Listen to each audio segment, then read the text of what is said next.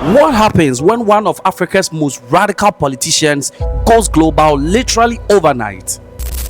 With or without you, people are going to occupy land. We require no permission from you, from the president, from no one. And what happens when America's President Donald Trump plays your speech in the Oval Office and demand that you be arrested? That man said, kill the white farmers, and then he danced, and he's dancing. This is the unbelievable rise of Julius Malema, the man many now believe could become the next president of South Africa. Buckle up, this is not just politics, this is history. Don't forget to like, comment and subscribe, and let's get into the video.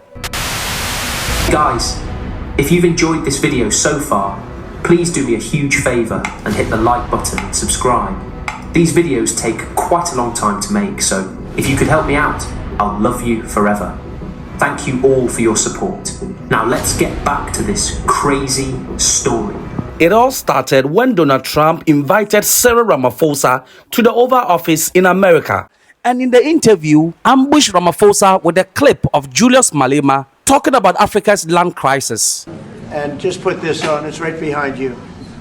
Johan. There's nothing this parliament can do. With or without you, people are going to occupy land. We require no permission from you, from the president, from no one. We don't care. We can do whatever you want to do. Who are you to tell us whether we can occupy land or not? We are going to occupy land. Yeah. South Africa occupy land. That's who we are. We don't care what you want to do. We can withdraw my membership from this useless parliament. Go after a white man. They feel a terrible pain because you have touched a white man. Not because Mashama and Sodi will not be touched. They will be touched. No one. After playing of the clip, Donald Trump quizzed why Julius Malema has not been arrested. But what he never knew was that by doing that, he had just made Julius Malema a global icon. I will never be intimidated by America. I will never be intimidated by Donald Trump.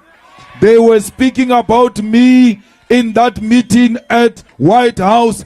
If they were not gossiping about me, they should have called me into that meeting. I would have answered everything that Donald Trump wanted from us.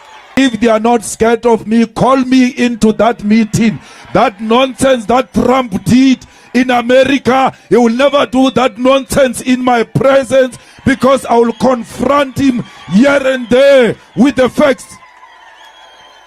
Ramaphosa could not present the facts in front of Donald Trump. You've got a coward president. Another president scared of another president. Donald Trump said to him, when you say farmers, you mean white people. He kept quiet. Farmers do not mean white people. They are black farmers. They are white farmers. Ramaphosa is a farmer himself. He should have said to Donald Trump, no, farmers are not white. I'm a farmer myself. I am not white. Why didn't he present that simple fact before Donald Trump?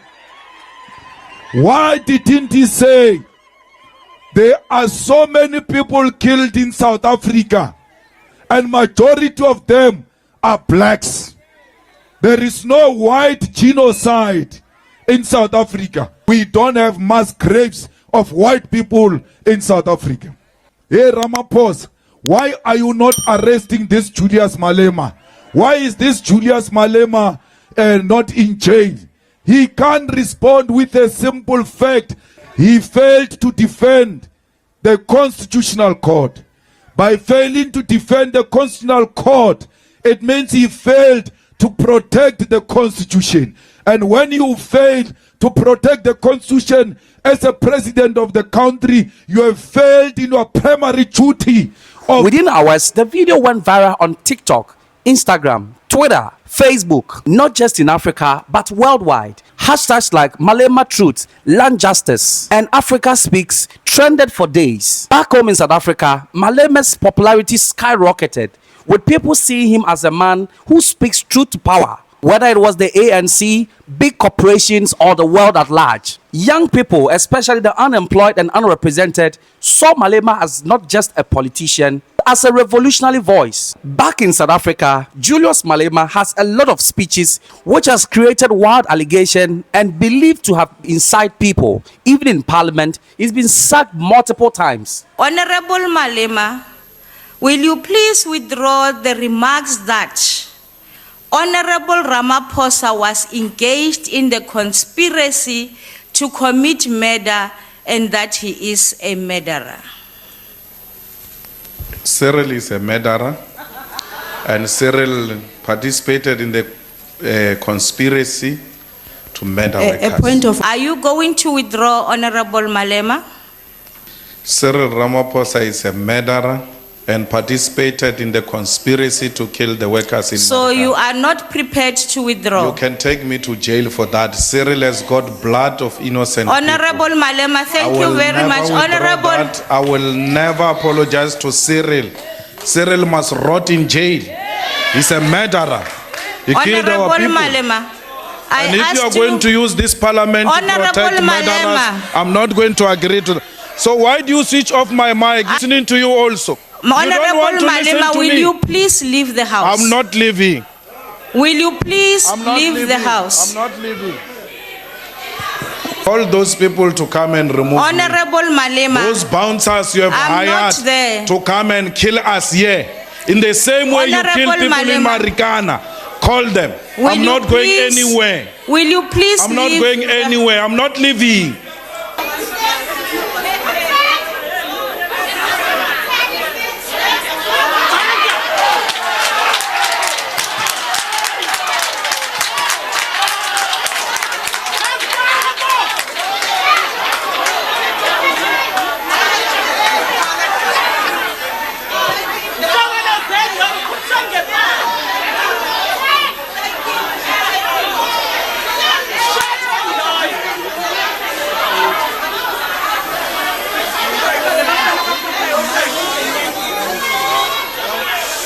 Not to talk of justice, white people, and the ordinary people.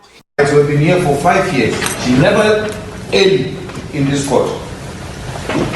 And no one has ever written an article about that. She's not above the law. She's not the law. She has a duty to respect us. This is unacceptable. We have 2 hours today. If anything, we should have started here on time. Justice must never be delayed. Never. This is an absolute rubbish we must never stand for. If it means prison, let it be prison. But no one must disrespect us like that. No one. No magistrate, no prosecutor must disrespect us like that, and then we keep quiet. She has never been early to any court. She says comes at 12, we come at 12, she's never here. She's never here. We must not talk because we're scared to go to jail or being disrespected. It can't be. We have rights, and our rights must be respected. He always speaks truth to power, regardless of fear, favor, or love. Honorable Speaker, the recent cabinet On a point of Lekgotla order, Speaker. assessed On a the point of order, What is the implementation. excuse me, Honorable President, if you may take your seat. Honorable Malema, what is the point of order? Honorable Speaker, we are committing a serious constitutional blunder by allowing the President to speak in this House. We have since written a letter to you, firstly to ask you to discipline the President. And we did that through the normal channels of this Parliament because we understood that following the Constitutional Court judgment, there must be consequences. It can't be business as usual. You are going on to continue with the President without any consequences, even when the Constitutional Court pronounced clearly that the President violated his oath of office. Now we wrote again to you yesterday, asking you not to allow the President to come to this House. Because when the Constitutional Court found that he did not respect his oath of office, he was honorable no more. And this house only allows honorable people to come and speak here. Not criminals of note, not people who continue to collapse this country because of their personal interest. We cannot allow the president to speak in this house. If you want to allow the president to speak in this house, you must know that you are acting outside the Constitution, and we are going to have to force you to discipline the president. We are going to have to go to court to force you to subject the president to court. These howlers can howl, there's nothing they can do. You are a group of howlers. The voters have rejected you because of the conduct of one man. You have lost metros because of this attitude of howling. This howling business is exactly what made you to be what you are in PE, in Johannesburg. If you want to disrupt the house, I'm not disrupting any house. I'm not going to disrupt any house. I'm not going to allow a criminal to speak in this house.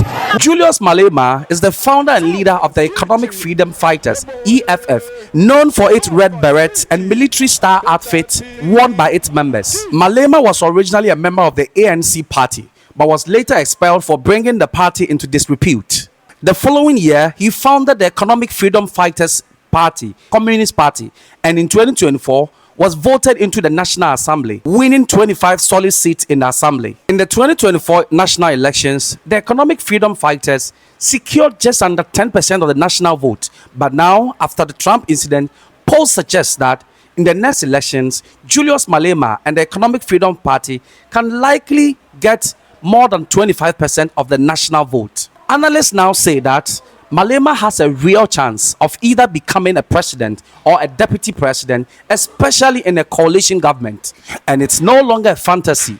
It's a real political threat to the ANC led by Cyril Ramaphosa. But what if Julius Malema becomes the commander-in-chief of the South African army? These are the things he says he's going to do. In popular speeches, he has mentioned this and said it so many times on several platforms. Number one is the expropriation of lands without compensation from white South Africans. We don't beg whites. We don't care about their feelings. They've made us suffer for a very long time. Yes. It's our turn now. They must be happy. We're not beating them up. They must be happy. We're not calling for genocide. We're exercising our political freedom, and we're hating them the most. How can I go Twitter? No. Feelings Makua after expropriation of land without compensation. We are exercising political power. It is more hurtful. It is more painful than a gun. It is more painful than a spear. We hurt you and take from you without a drop of blood. That's the power of democracy. Number two is to nationalize banks, mines, and major industries. Number three is to make health and education completely free in South Africa to everyone without race, gender, or color. And finally, kickstart African industrialization and reject Western control. Now, let's get real here. What about the biggest threat of the white South Africans in South Africa? Don't forget, due to this, most South Africans are now receiving refugee status from the American government. The first batch flew, and recently the second batch also flew to America. Now, what happens to that big question? Will it really materialize? Will Malema take land from white South African farmers? According to Malema, this is a yes, but not through violent means, but through justice, and only justice. You can disagree, but the reality is that you are in possession of a land that was stolen from us. And we want it back without any apology. We want that land back, and we are going to work together. I can tell you now, whether you are in denial or not, the demand for the land is growing and people are becoming impatient. And we don't want Zimbabwe here. We don't want Zimbabwe in this country. It has to be done legally, procedurally, in a manner that is not going to put the country and the economy in a disaster. How do we, in a proper manner, make sure that everyone benefit from this land? Most of the corrupt state officials began to transfer land into the names of individuals. He insists that it's about restoring lands, stolen lands, and not just driving white South Africans away. But the fear remains. Many white South Africans and even global investors are afraid. Will the economy crash? Will there be food security in South Africa if the white South Africans' lands are taken away? But Malema argues that the real threat is keeping the inequality alive and not fixing it. Julius Malema is not just a politician. He is a symbol of anger, of change, and of unfinished justice. And whether you love him or fear him, one thing is very clear and certain: he's never going anywhere. And if the current momentum continues, then the next president of South Africa is going to wear red. So the big question is that, will Malema ever rule the Rainbow Nation South Africa, or will the system once again stop and fight him? Don't forget to leave your comment in the comment section.